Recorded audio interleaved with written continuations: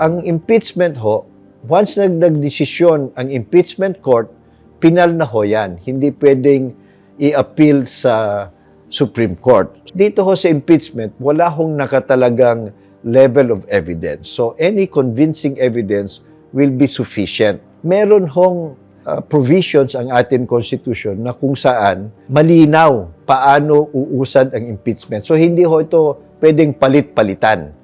Meron din hong rules of impeachment ang House of Representatives at saka yung Senado. So hindi rin ho ito yung gawa-gawa lang nila. Ito ho ay public trial. Nakikita natin sa Constitution malinaw ho. Once na merong articles of impeachment, yung trial agad, yun ang ibig sabihin ho ng forthwith. Agad-agad gagawin na hindi ho ni pinapatagal para hindi papasok ang masyadong pamumulitika o pag-iimpluwensya.